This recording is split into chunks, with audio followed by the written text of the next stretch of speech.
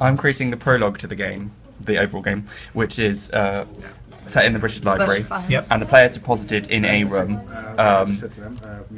which has got all the bookshelves on the sides. And I've just found this image, British Library bookshelves, so if we all and have put it on both different sides. ones, are you gonna And the idea is that the player moves through into this room, which has, and I've created different copies of the four, well, only three at the moment, poetic codices, like the Junior's 11 manuscript, the Calum manuscript, or the Vercelli book, which has got the Dream of the Rood in it, or the Exeter Cathedral book manuscript, which is the best manuscript.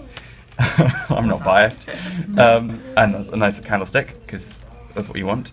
And what I'm going to hopefully do is create a trigger warning that I'm going to create the Beowulf manuscript, and the idea is that you'll pick up the Beowulf manuscript, you will take it to this space, which will then trigger the door opening, and then the other side of the door you'll pass through, and it'll trigger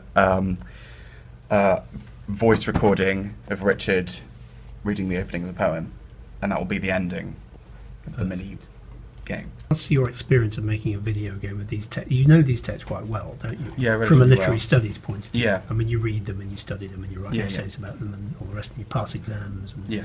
How is this different? Yeah. It's different because, well, with this you're exploring the text, but in a specific, quite a unique way. It's the kind of You've got license to explore the text in different ways, and I think what everyone else is doing, it kind of is more interesting with that, because they're taking the actual text of the poem, and then using that as a springboard to explore different environments and different ideas around like monstrosity or whatever, different perspectives.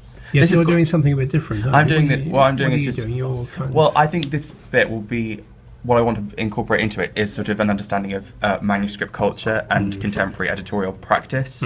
So have an understanding. Not many people who are new to the study of Old English will know that there are 4 poetic codices which contain all of Anglo-Saxon poetry. And what I'll do is I'll build it into the descriptions. So you see, so we have access to that as well, actually, from the project, but it's all if I inspect that in a minute. So I'll put. What I may do is like do a whole whole description, and then maybe a list of all the poems in there, so that a student would be able to essentially go there and know what is there, what it includes. So it's a way of conveying information. It's a way it's a sort of educational thing. Yeah. But still, I mean, just to press this a little bit further, I mean, you could just write that down. I mean, you could give them a piece of writing that tells them what you could do. So how is it different? Because this it's different because it's I think we're trying to attract students to the game, young people in particular, and people who might not just be attracted to reading it off a page. And also with this, we're actually seeing the objects themselves, a representation of them, but they're physical. And you wouldn't actually, no way are you as a student able to go into a library. I mean, we can go into the British Library and we can see the Beowulf manuscript there, but it's behind the glass.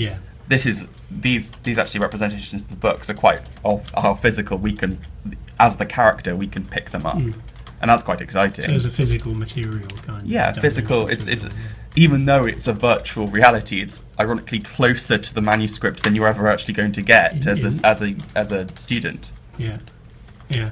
And even actually the digital versions of the manuscript, you can only read them on screen, kind of thing. Okay, it's very two-dimensional. And there's a limit to how well you can use those manuscripts as well. And what about kind of play? I mean, it's a game, so so you play it. It is in that when you're doing analysis of a piece of literature, it's like a game in that way, and you're exploring different avenues in the same way that you would a game. And also, I mean, certainly what Richard was always kind of instructs us to do is understand almost the feeling behind the text, just as much as what is there. It's also what's not there, and this game, which allows you to create these worlds, does that. You can fill in the gaps. You would potentially be able to construct the interactions with specific characters that you wouldn't necessarily see in the text, but are still there, lying behind it. So the relationship between like Hrothgar and Wealhtheow, for example, might be revealed in a sub-dialogue section, or something that's overheard by the player as he's walking past them, for example, that's not actually in the manuscript, or in the Beowulf poem, but is the subtext that is providing the tension in the particular scene. But this game you can see that.